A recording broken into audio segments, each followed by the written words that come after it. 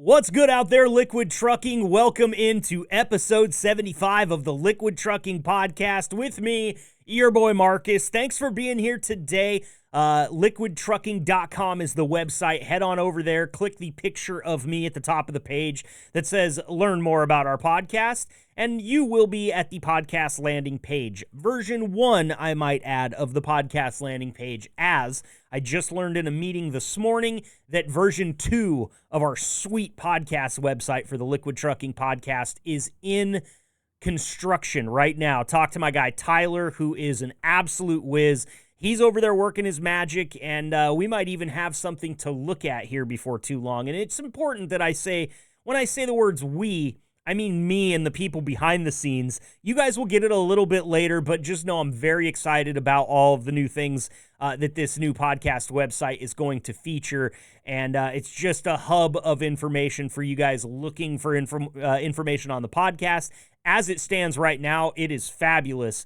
To be honest with you, we're just kind of internally competitive, and we thought we could do better. So Tyler has his nose to the grindstone and be looking for a new, updated, refreshed version of the Liquid Trucking Podcast website here sometime within the year. I don't know. I want to give Tyler plenty of time. Last thing I want to do is talk about this and then get a call from Tyler that's like, bro, you said May? I would like you to drive to where I am so I can punch you in the face. I don't want to do that to my web guy, okay? I don't understand what he does. I have no frame of reference. He's really smart when it comes to making things appear on a computer screen, among a lot of other things. I am really dumb when it comes to making things appear on a computer screen, among a lot of other things. So, Tyler's hard at work. I will keep you updated on when our new website can be checked out. But for the time being, the first version of it works fine. In fact, well exceeded our expectations here at the Liquid Trucking Podcast. So head on over there and check it out. For today's episode, I've got a little bit, typically our interviews have been running long. Recently, we've had interviews go as long as like 55 minutes. Today's interview didn't go quite as long as some of those have, so I actually have a little bit of spare time here to fill up before we get to the interview segment of this week's episode, and I'm going to do that by bringing you guys a little bit of news and notes from the industry, and we'll get to that in just a moment here. But first, I want to tell you what today's episode is all about. I was in a meeting here recently with Nick Meyer and Jake Debo from recruiting there at the Plattsmouth terminal. And Nick brought it up. He said, we've had a lot of drivers and other people that work at the terminal that aren't drivers leave Liquid Trucking for a different job and then come back to Liquid Trucking. He said, we got a lot of people working at the company right now that have been through that. And I wonder if there's not some stories to tell there. There's not some digging to be done about why it didn't work out at the other company and why you decided to come back to Liquid. So that's what today's interview segment is going to focus on. And I'm excited to bring on Liquid driver Rob Sanchez for his first podcast appearance, and a guy that we haven't spoken to in quite a while, but we love to have on the show, and that's our guy Cole Brown from the Plattsmouth terminal. He will join us. Both of those guys actually left Liquid Trucking and came back. Cole was doing a little bit of regional stuff at the time, and Rob, he's got a little bit different story. He left to make some changes in his home life, and all of a sudden he's back here driving for Liquid. Now, I don't want to spoil the stories that these guys are going to tell you, because I have a feeling that they're going to line up with a lot of the things that have happened to you as a professional driver in your career out looking for work in the transportation industry, all right? It's a dogfight out there. We know that. We also know that some of the tactics used to get you through the door or get you on the phone are sometimes, what do we want to say, dirty tactics. Yeah, sly maybe is a good word for it. Underhanded is one I really like. But again, I don't want to spoil this for you because it's a really good interview segment with Rob and Cole, and it's coming up just around the corner. First, before we get to that, though, I think it's time for us to do something that we haven't had the time to do in quite a while here on the Liquid Trucking Podcast. And if you wonder why I'm kind of talking right now in a way to just sort of push this out, it's because I'm looking for the sound effect that I need because I haven't played it for so long, so I forgot where it was. A little transportation industry news for you. in episode 75 of the Liquid Trucking Podcast. It's interesting always when I do industry news for you guys, you have to understand some of these stories are going to sound a little old by the time they get to you. That's because I'm recording this episode on the order of about 10 to 12 days before you're going to hear it. We're running a little bit behind on the production of this one, so I felt like it was more appropriate to do news than it has been in the past due to our production timeline. But what I want to say is there's a couple aspects in these stories that have like short timelines on them, and I think it would be interesting for me to tell you the story, and then when you hear the episode, go back and check up on it, see if there's been an update, because this stuff very easily could have changed or gone away entirely by the time you hear it, but it could also be living in the headlines and be something important to refresh on. So I've dropped the title "Breaking News" from my news clips here. I'm just bringing you some industry news and notes. So let's dive into it today. The Germany-based logistics company DHL will no longer deliver parcels worth more than $800 to private individuals in North America, effective immediately. This comes to us from Transport Topics, and there's actually, looks like a DPA, Hamburg, Germany. So this is kind of a wire story, right? It's written by somebody on staff at either, the Associated Press or something like that. So coming out of Germany, though, DHL no longer going to deliver parcels worth more than $800 to private individuals in North America with immediate effect.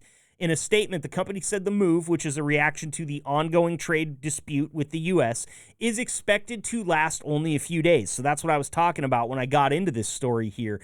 Quote, "This is a temporary measure, and we will share updates as the situation evolves," the statement continued. I want you to go back after we finish reading you this story and check on DHL and see if this is even a thing anymore. This trade war stuff is moving so fast that, that's why I think DHL probably put this out in their statement, because you got to think about who DHL competes with: FedEx, UPS, the U.S. Postal Service, Amazon. These places are not going to stop shipping $800 or more products to private residences. They just won't do it. So it's a big deal for DHL to say, hey, we're doing this, but we're only doing it right now. Check back, because this might be a thing of the past. The reason given for the suspension was the change in U.S. customs regulations, which lowered the threshold for formal import procedures from $2,500 to $800. This regulation has caused a significant increase in customs clearance costs. Shipments from businesses to businesses will continue to be delivered, as will shipments from businesses to private individuals valued at less than $800.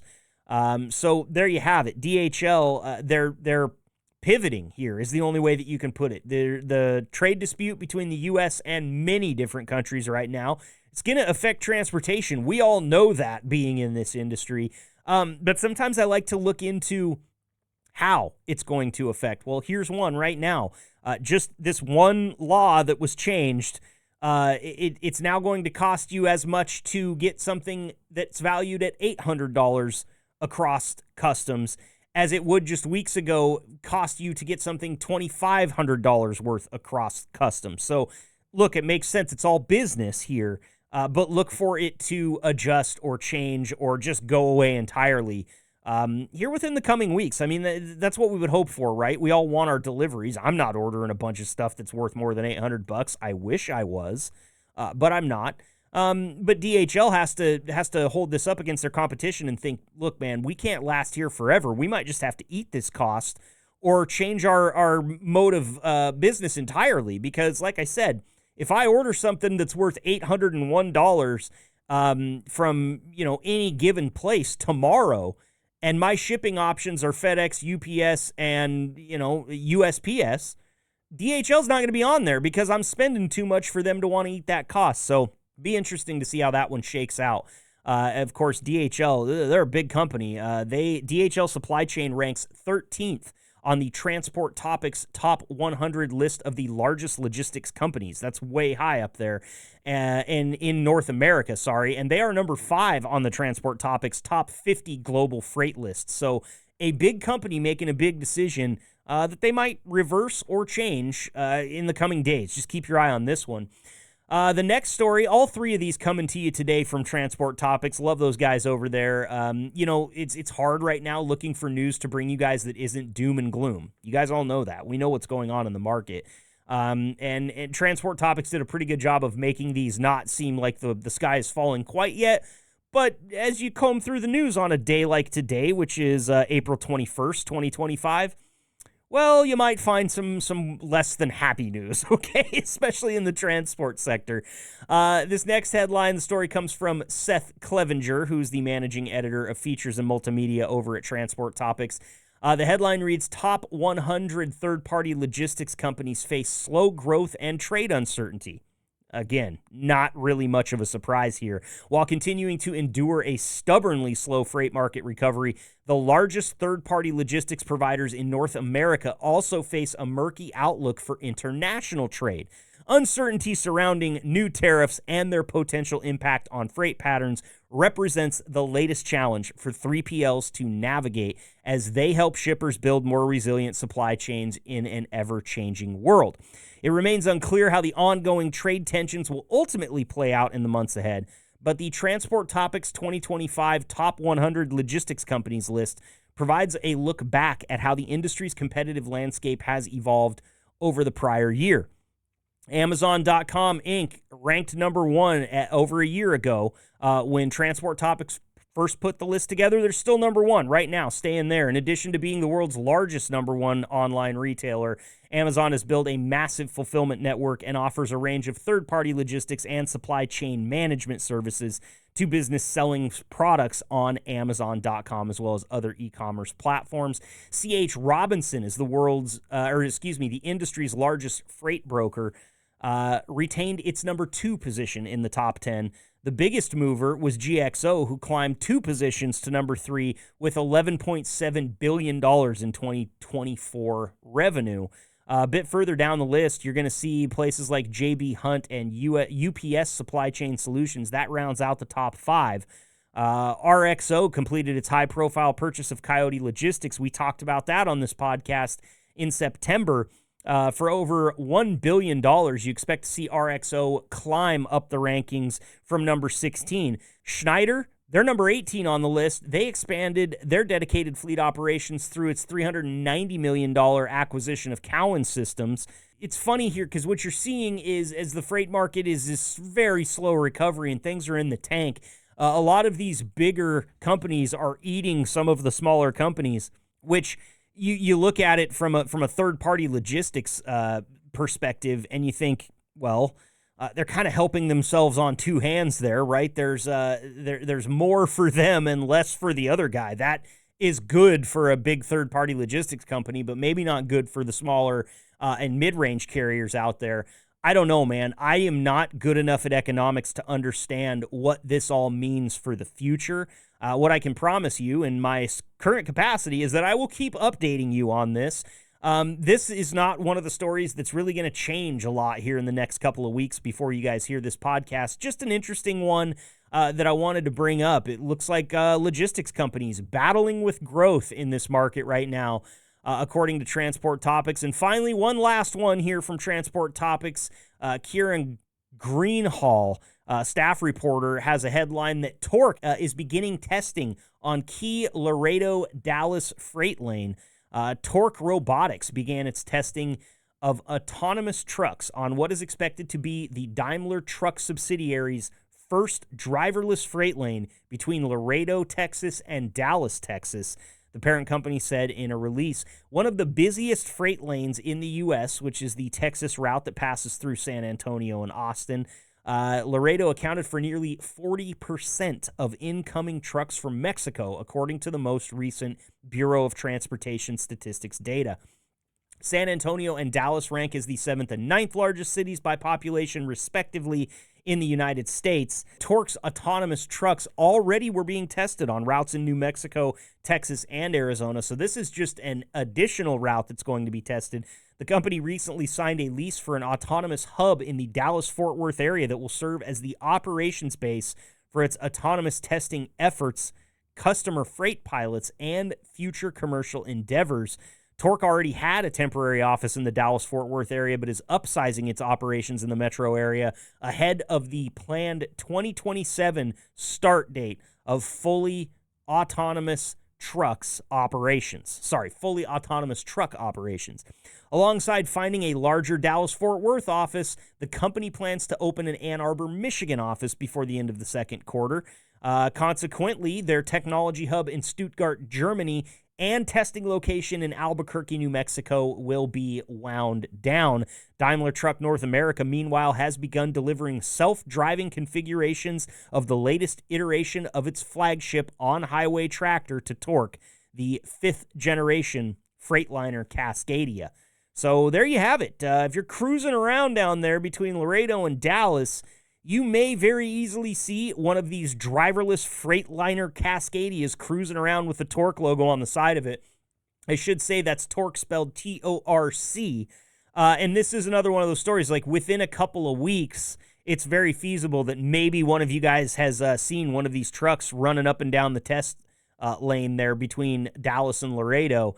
Interesting stuff, man. I know, largely when I talk to drivers, if I were to just put 100 drivers in a claw machine and drop the claw down and grab, let's say, 5 of you, I would say at least 4 would be against autonomous trucks. And the 5th one, I don't know that he'd be for it. He might just be questioning and want more information. So it's a hot topic in trucking, and I'm interested to know what you guys think.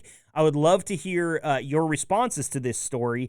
In my inbox, podcast@liquidtrucking.com. What do you think about Torque testing some of these autonomous trucks in the Laredo to Dallas lane? And what do you think about it in general? What do you think about autonomous trucks in general?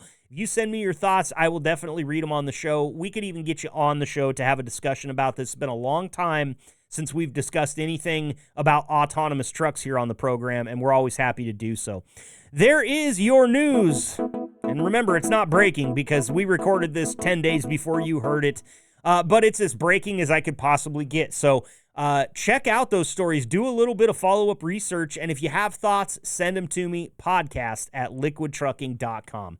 All right, it's time for us to get to the interview segment of today's podcast. Again, we're talking to Rob Sanchez and Cole Brown about leaving Liquid Trucking and coming back. They're going to tell their stories right now.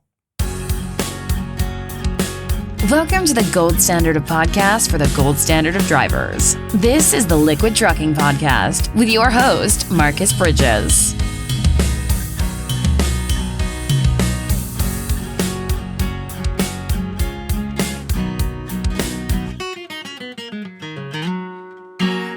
All right, time to kick off our interview segment here on the Liquid Trucking Podcast, and I am joined today by a couple gentlemen that wear the Liquid logo emblazoned on their hat or chest or truck or business card. Please welcome to the show today, coming back after a while. It's been, I don't know, I feel like it's been months since we've had Cole Brown on the show. Cole, thanks for being here, man. Appreciate the time. I know you're busy, but we always appreciate you carving out a little bit of time for the LTP here.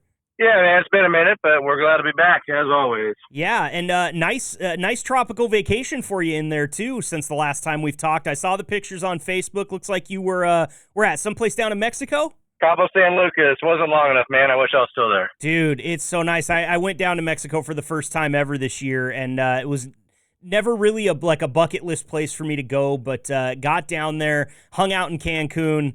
What an awesome place, and no better weather in the world. I mean, it was like 75 and sunny the whole time. It was great. Every day, man. Every day. Just don't go in between June and September. You'll die down there. Okay, copy. That's the type of stuff I need, because I would make a middle of the summer pilgrimage down there, and I am as white as the driven snow, dude. Sunburn and skin cancer, the whole lot. I'm getting it. Yeah, don't make that mistake. Save it for the wintertime. Okay, will do, man. Well, glad to have you here, Cole. Also joining us today is Liquid driver Rob Sanchez. And Rob, it's your first time on the podcast. We really appreciate you checking in here with us to have a conversation. How are you doing today? We're doing well. I can't complain. Awesome, Thank man. you for having me. Of course, of course. All liquid drivers are welcome on this podcast, and if you ever want to come on, just get in touch with myself or any of the drivers that we've had on, and they can put you in touch with me. Also, Cole will put you in touch with me. Just about everybody's got my number. I just still haven't gotten over the trepidation of giving my number out live on the air. I don't know if I'll ever do that for you guys, but just know that I have thought about it. I've also had nightmares about it when I'm trying to sleep, so... As we talked about in the open here today, fellas, we've actually got you here for a pretty specific reason today. I was talking with Nick in recruiting, and he brought up this idea of, hey, it might be kind of interesting to talk to some people that have left Liquid and then come back from another employer. Left, maybe found a different job, found something that was going to work out better for them and their family, like the pay more, like the routes more, any number of things. But then after you've been there for a little while, you think, man, maybe the grass wasn't greener, and you end up working for Liquid yet again. Both of you guys have gone through this. Cole, I'm going to start with you here. Walk me through it, man, because were you driving at the time that you exited Liquid and then came back? I was, yeah. I was a regional driver. Liquid trucking was really my first over-the-road / regional gig I'd ever had. Before I came here, I worked for a kitchen company in Omaha. I was out a couple nights a week, staying in hotels.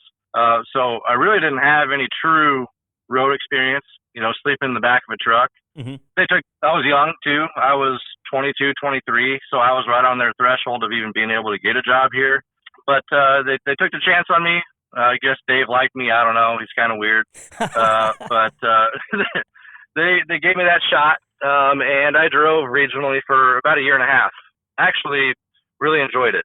Never had any intentions of being a truck driver, but I just said, what the heck? I'm young, I'm single, I got no kids. Let's take this shot. So, I was out there regionally for, like I said, about a year and a half. And I think I was just really kind of too young at that point still. I had a lot of friends and family at home. And it was just kind of tough on my mental well-being, being gone all the time and seeing everybody else having fun and getting together.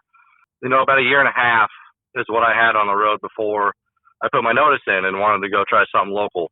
So they did offer a local position to me when I put my notice in. But at the time, it was a pretty big cut in pay. And this other company, it's a lot closer to home. I'm just going to go give this other place a shot. And turns out that was the wrong choice. I went to a local outfit that had 6 or 8 trucks, and they were hauling bulk waste to the landfill. So we were quad axle trailers running around town like 100,000, 110,000 pounds sometimes. Really, at the end of the day, I was lied to about pay. I was lied to about equipment. I was lied to about the loads and the hours. Anything that they said to bring me on turned out to just be not true, mm-hmm. Which is tough. And it was a big cut in pay. So at the end of the day, I should have just accepted the local position at Liquid Trucking.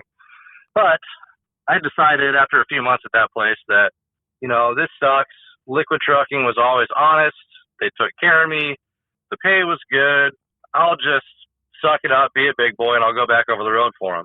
So the day before, I actually had planned to call them back to see if they would even take me back.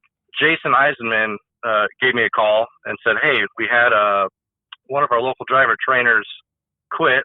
We're looking for a local driver trainer. Would you be interested? I said, say no more. I cleaned my truck out that day, didn't even give a notice, said to hell with that, and I came straight back to Liquid.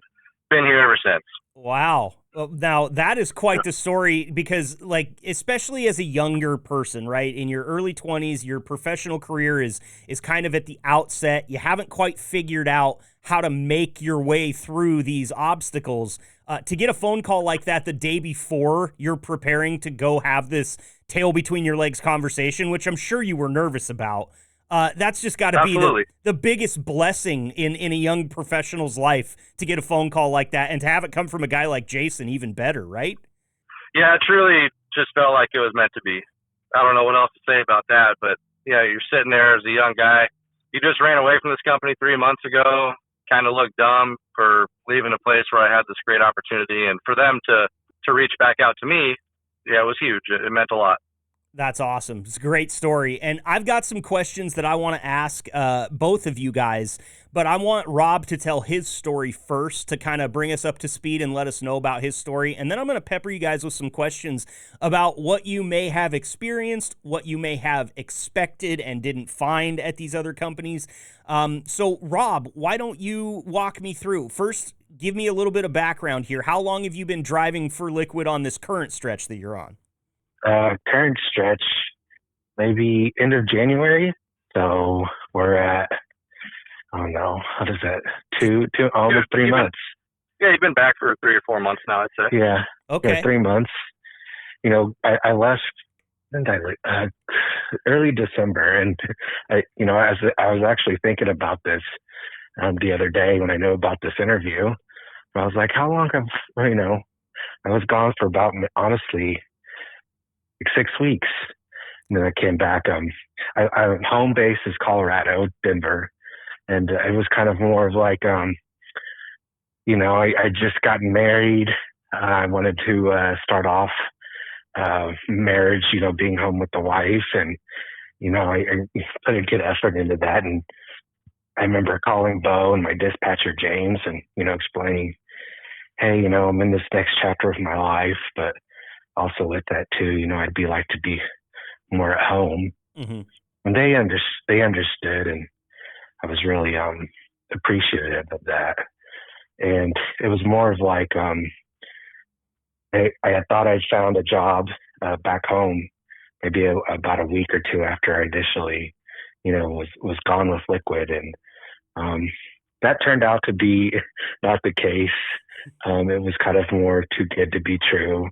And then having to find out myself that the company, and I guess I should have noticed or maybe caught it earlier when like the HR person kind of wasn't really friendly after the initial phone conversation, Mm-hmm. and wouldn't answer my questions thoroughly, so but I kind of ignored that because, hey, I wanted to be, closer, and but along with that, faulty equipment and whatnot, and that was just kind of like, I don't know, like, hey, this place isn't really safe. They don't care about safety and handling equipment and trucks and trailer.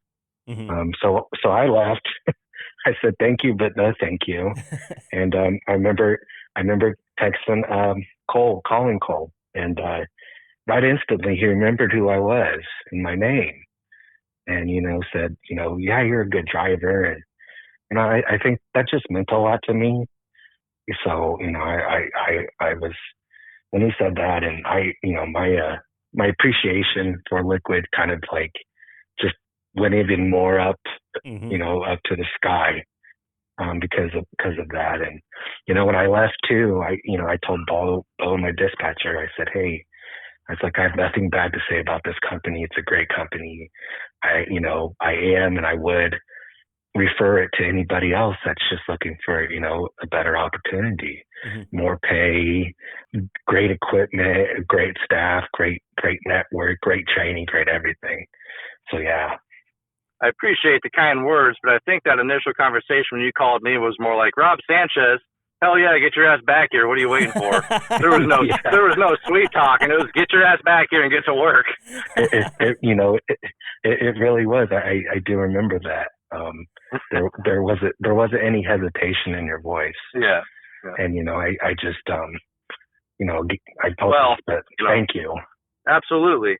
The reason I was so accepting is because, my main job is a driver trainer now. So the retreads like yourself are easy. I get you right in, right out. I know how to train you. So yeah, I'll take that all day. Yeah. That's great, man. You're offering him a ready-made steak. He doesn't have to turn the grill on or anything. He just gets to enjoy it. That's what it sounds like. Yeah. That's cool, guys. I have a kind of a specific question that I want both of you to answer. And Rob, I'm gonna stick with you here first since we're kind of fresh out of your story. You mentioned a lot of things. You mentioned faulty equipment. You mentioned the HR person, but you kind of shined that on because you were excited because this was going to hopefully work out better for you. What was the moment that you knew that you'd kind of been bait and switched here? Because we hear it all the time in the trucking industry. There's so much turnover. There's so many people trying to say, hey, come work for us. We'll do this for you. And then drivers get there and they realize that was, at the very best, a misstatement of what they would do. And at the worst, it was a bold-faced lie about what they would do for me if I came to work for them. What was the one moment that you had, Rob, where it finally clicked to you and you went, I gotta go? So they wanted me to drive a truck that wasn't suitable for the road, and we're talking like, how long? They wanted me to make a trip out west up in the mountains. Oh, and two, they didn't have any. It was a chance of like snow on the I-70 out there, and go, where are my chains? And I go, we don't have chains. And What? I go, what do you, this is not safe, man. And, I'll, just kind of deal with it. And, that attitude, of, it's not my problem, or, we're not going to fix your equipment, ASAP when it needs to be fixed. That was just like my last straw. Oh, I bet. Not only are you, is it unsafe to not have chains, but as a company based out of Colorado, how do you not have chains on the trucks? That doesn't make any sense. Right. Yeah, it's same here. Now, So, I imagine, Cole, as you listen to that story, that you have like involuntary twitches that happen when you hear what he's being asked to do, because you know that Liquid is not only, you're never going to get to that point where you're going to ask the driver, but these problems aren't going to compound and get to this point. So what's your kind of response to that from your position currently? Well, I don't know. Nothing really surprises me anymore for how many guys that I've put through training already in my year and a half in the safety department. Just the horror stories you hear from guys that have came from other companies of, like Rob said, equipment not being up to par, or just straight up not supplying the equipment that's required to do the job that DOT requires drivers to have to do their job, and companies that just refuse to give that to their drivers. It doesn't make any sense. I've only heard horror stories. I got very lucky to get on with this company at a very young age.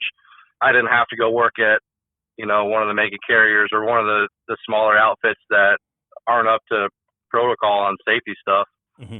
So yeah, all I get to do is hear the stories, and it does just blow my mind.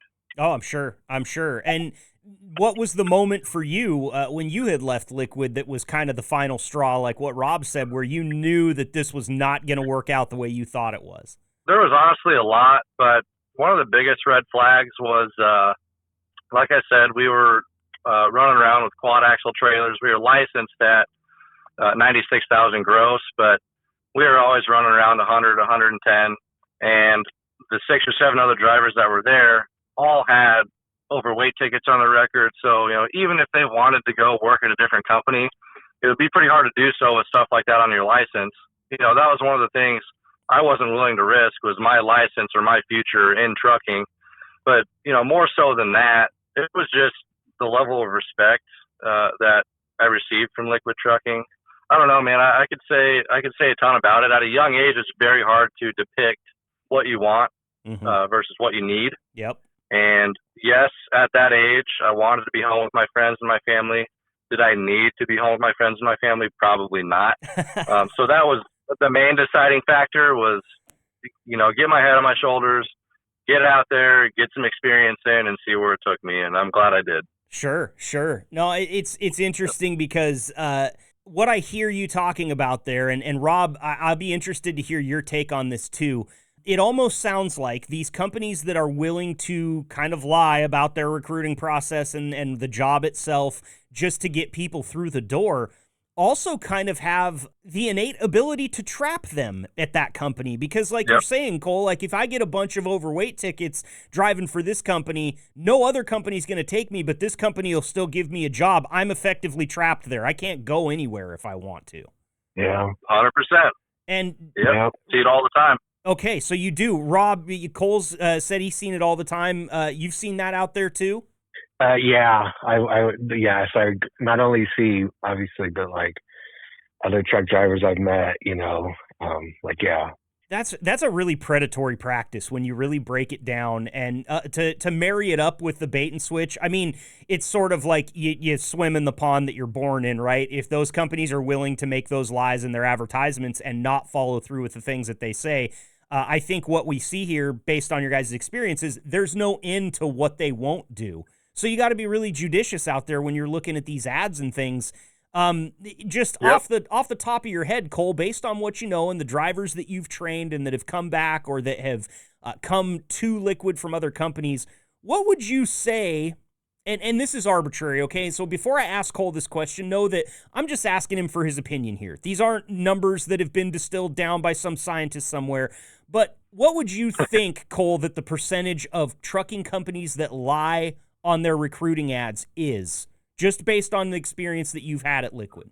Man, it sounds absolutely ridiculous, but if I had to throw a number out there, if I had to guess, I'd say 90% of them. Wow, dude, I thought you were going to go with like 50, and that was going to be a really high No. number. Maybe even slightly more, but it's terrible. It really is bad. And so, Rob, in your experience, is there any effective way to try to weed those companies out and see who's lying? I would guess not, because it's like, it's easy for me to go pull a weed in the grass because it's 90% grass and 10% weeds. It ain't the other way around. It would be really hard to pull grass effectively. So, Rob, in your travels, how have you competed with that, or what do you look for when you see an ad that you might think, that sounds a little shady? Well, I think, I mean, just based off of, experience, looking back at the situation, like the guy in HR, he does a tremendous job. And comparing to what I thought I had, or was hoping for the company that I applied for in Colorado, like, he was just, very professional and honest, and looking, back, we return my phone calls, even would always say, hey, if you have any questions, give me a call and, I'll answer them, and forthcoming and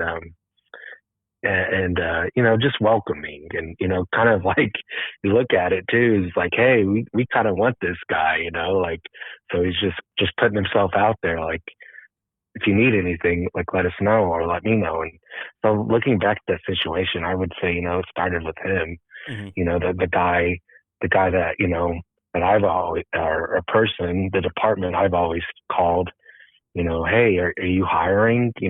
That's something I've always done since I was like 18 or 19, just start with the HR person and they'll tell you. And that's what, that's what's so set it apart, the standard. And Nick has a great standard, for Liquid. So, yeah.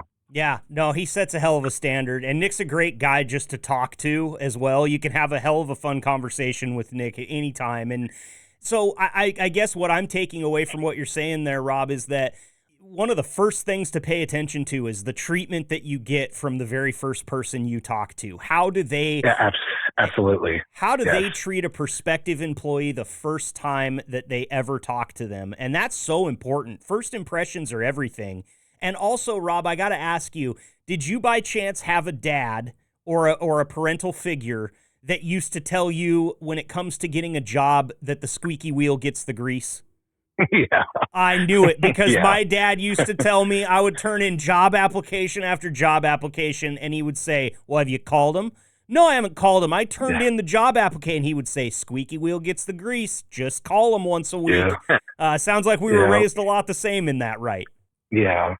Yep, and it works, man. And listen, you find good gigs. Here we both are in some capacity working for Liquid Trucking because we've been squeaky wheels. And also, I think it shows how important it is in like the form and the function of the entire company as a whole. That first impression that Nick gives to you is really important for you, but it's also really important that you make a good impression on him, which calling HR and just asking the question is something a lot of people won't take the time to do. I should have had Nick in here for this to ask him, like, hey, what are the green flags you look for? That would have been a good part of it. Maybe we'll do like a part 2 later on and get Nick on here to talk a little bit about that. But I'm just blown away by the fact that so many companies are willing to lie to you about things like either pay or like home time, Rob. I wonder, because it was really important to you. One of the driving forces in your decision to leave Liquid the first time was to get to spend more time with your wife. Were they forthcoming with you about the amount of time that you were going to be able to spend at home, or how often you were going to get home at all, or was that just a bold-faced lie as well? No, yeah, that was a local. Like that. Yeah, I knew Oh, I was okay. going to be So you home. knew you were going to be home Yeah, there. yeah. Okay. So that was one lie they Yeah. couldn't tell you, even if they wanted to. Yeah, yeah, Got it. yeah. I was gonna say I would like to go back. I felt kind of bad for saying 90% of companies are lying out there.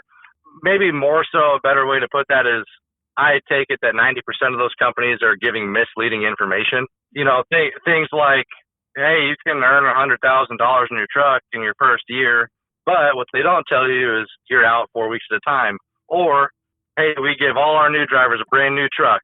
in the fine print after 6 months of employment, or things like that. Right. So Yep. it's these fine print kind of half truths. And again, I do Yep. want to say that Cole, that was your opinion, and I think an important part of it is if anybody is going to have an opinion that number is a little bit higher than maybe it really is, it's going to be a guy that trains new drivers that have just left these companies for all these reasons, Sure. right? You're casting a net kind of in a pond where you might find some people that have some problems.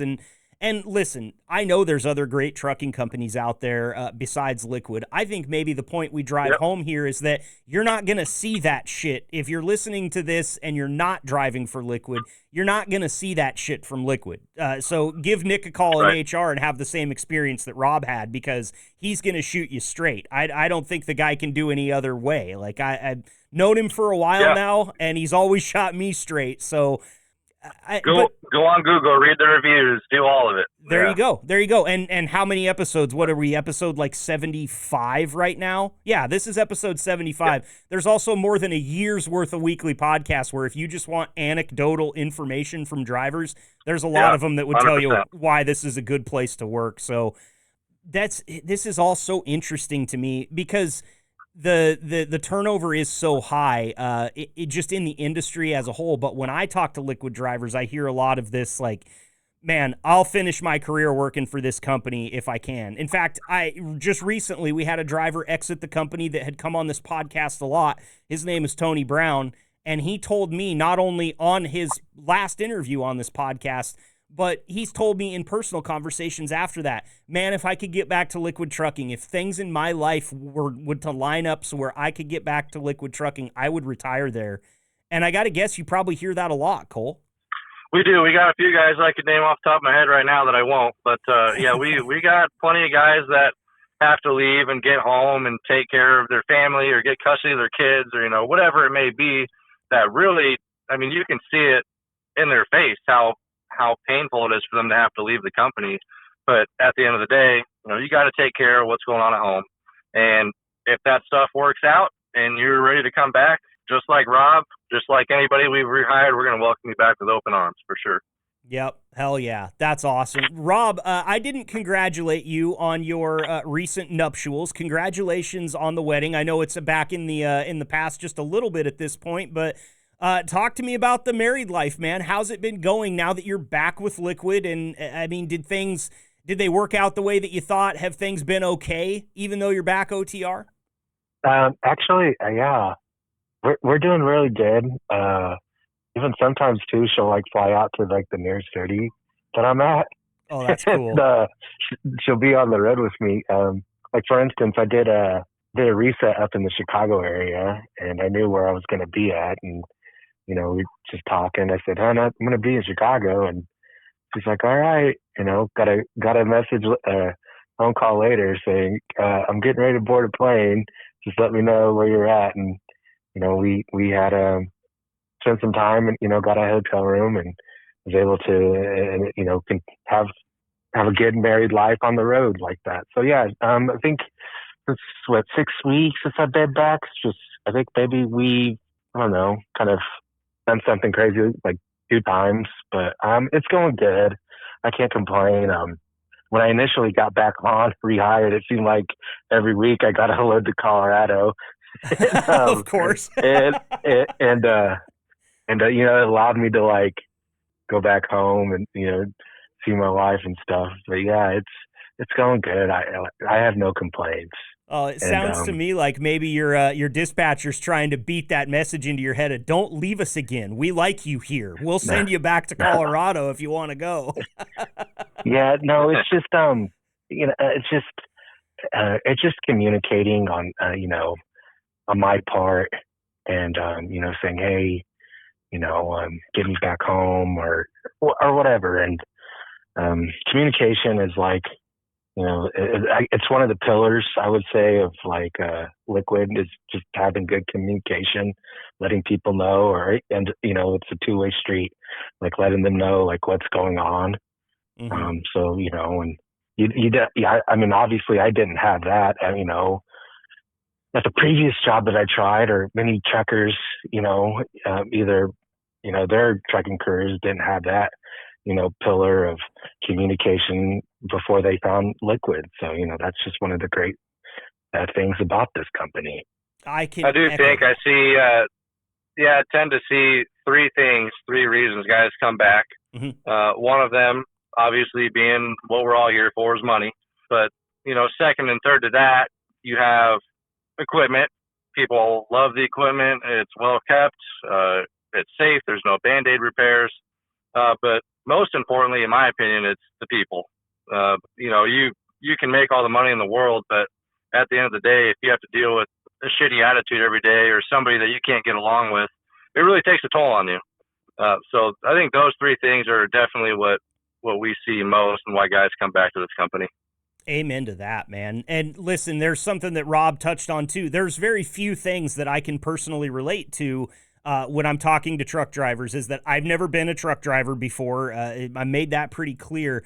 One thing I can speak to, though, is communication, because that is my gig. My whole life is communication. And I've done plenty of fleet podcasts for other companies, and I won't name any of them, and I won't say that they were bad at communicating. What I will say is that Liquid excels in their communication. And I know that because you guys all make my job very easy. Like, it's a text message and a phone call at the most to book one of these interviews, get you on here, have a great conversation with you, and produce the episode. It makes my life so much easier to have that kind of communication. I can only imagine what it does for an OTR driver who's out there on the road by themselves and needs answers. Rob, I got to assume when you need an answer from Liquid, you get it.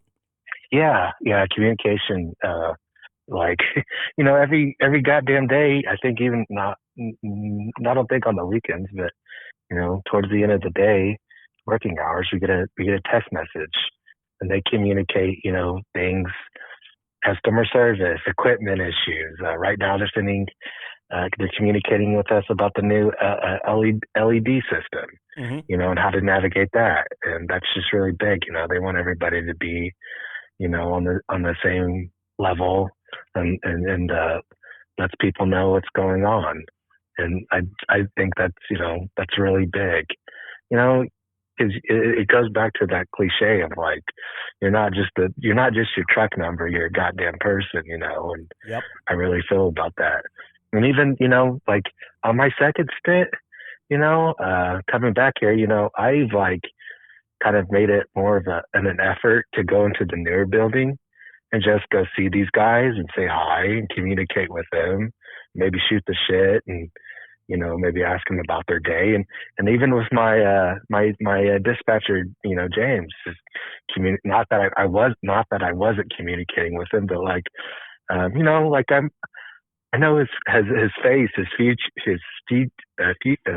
features, his desk, and I go in to check in on, hey, what's up, man? Like, what's going on? And what's the next load, and vice versa. But yeah, communicating, and it's great. It's top notch. It's the best.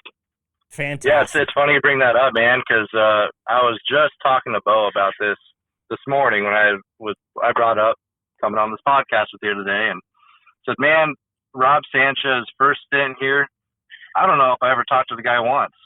I'd seen you around. I knew who you were, but since you came back, I'm like, I feel like Rob's a new person. I don't know if it's you just happy to be back or what, but man, I've seen you. I've talked to you more times than I have in probably the last 2 years, in the last month.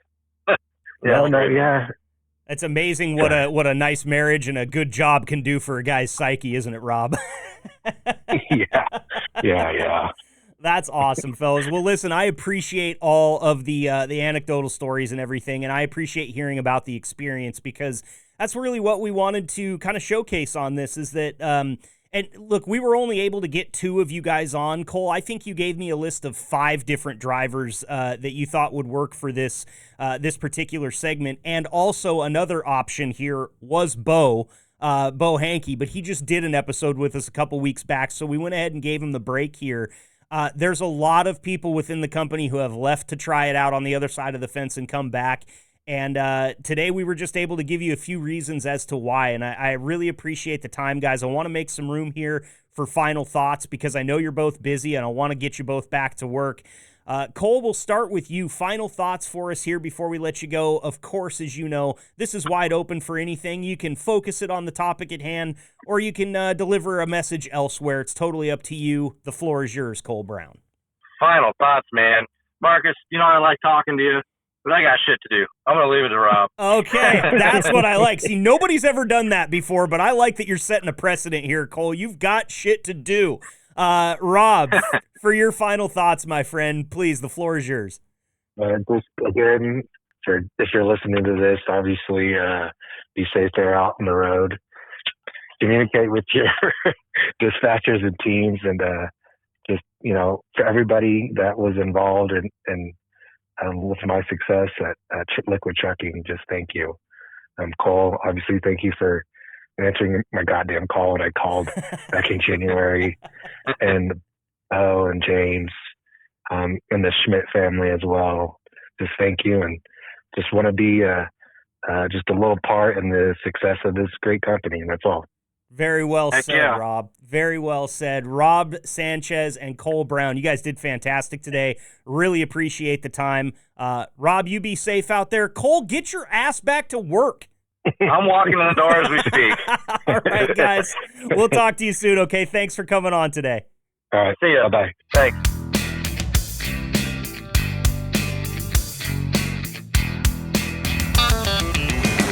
Awesome stuff there from Rob and Cole. Can't thank those guys enough for coming on the show. You know what's awesome about my job, and I know that I tell you guys a lot about why I like my job so much on this podcast, and I'm sorry, but what's awesome about my job is to have a couple of guys like that. Like Rob, we've never talked to before. Cole, it's been months, I'm pretty sure. Cole and I communicate via email from time to time, but it's been a while since we've just chatted. And it was just like, first of all, it was like Cole and I had never had a big, long break in our podcast chat timeline. And for Rob, it was like I'd known the guy for 20 years when he got in there. And that is one of the many reasons I like my job so much. It's not just the people, but it's the larger group of people. I love individually. There's so many of you that have made an impact on my life and have, made my days better. I could count them not on all my fingers and all my toes. There's so many of them. But then I also zoom out and I think as a group, this is such a cool group of people to work with. And, big tip of the cap once again, just before we let it go, to Rob and Cole for coming on the show today and bringing me such an insightful interview where we talk about some things that, hey, maybe not the most comfortable thing to talk about. Both of those guys are back working at Liquid as we speak, so you got to feel like maybe they don't think the decision they made to leave was the best one. And it's not easy to come on and talk about stuff like that. Like, nobody has an episode about when Marcus made a bad decision. Let's talk about it. So I really appreciate those guys coming on here with an open mind and giving us such an awesome, insightful interview. Rob and Cole, thank you guys so much again. As is the case many times with me on this podcast, I like to think, I've got some time. I'm going to have some fun here. I'm going to bring these guys some transportation news. We haven't talked about any of this stuff in a while. We've just been cruising with really good conversation. And lo and behold, I blew out almost all of the time that I had just talking about the news. didn't leave much time for anything else other than to come in here and tell you thank you for listening to the Liquid Trucking Podcast. Every time you click download on this podcast, it helps us out. And we don't ask for anything from you guys other than to just listen and maybe tell some friends about it. You never know. There could be some liquid drivers out there that just aren't liquid drivers yet, and they might be listening to this podcast. So important stuff there. We're always looking for the gold standard of drivers here at this company. And I know that Bo and Cole would love to see another one of you drivers that maybe left liquid come on back, because like Cole told us there, it is pretty easy to train these guys that have already been through training once. Like, hey, just get them back out there on the road after we go through a quick refresher. To take it back to what I was saying before, thanks to the entire audience, man. We couldn't do this thing without you. We wouldn't be doing this thing without you. I can very much promise you that if we got this thing off the ground and 20 or 30 episodes in, nobody was listening to it, we wouldn't still be doing it. You guys are listening. We do it for you. We appreciate each and every single one of you out there clicking download each week. Want to remind you, you can talk to me whenever you want to. Shoot me an email, podcast@liquidtrucking.com. Or you can jump on over to liquidtrucking.com, the website, and click the banner at the top of the page. That's going to get you over to our podcast landing page where you can listen to every single episode and find out more about the people that were on the podcast, and also look at some road art tattoos. Those are up there right now too, and we're always accepting more. Podcast@liquidtrucking.com. Shoot me the email. You guys have been great today. We will see you next week for episode 76 of the Liquid Trucking Podcast. And we got some really exciting guests coming up for you in the next few weeks, so stay tuned. Until then, I've been your host, Marcus. Stay safe out there, Liquid Trucking, and keep the shiny side up. Thanks for tuning in and being the gold standard of drivers on the road. Be sure to like and subscribe to the channel and tune in next week for another episode of the Liquid Trucking Podcast. Interested in finding out more about what it takes to bring a podcast like the Liquid Trucking Podcast to your fleet? Bulldog provides tailor-made top-to-bottom podcast production services. We'll meet your terminal staff, connect with your drivers, and bring you the content you want your drivers to hear. Type bulldog.works into your browser to connect with us and learn more about what we can do for your fleet. That's bulldog.works for podcasts, tenacious recruiting, and more.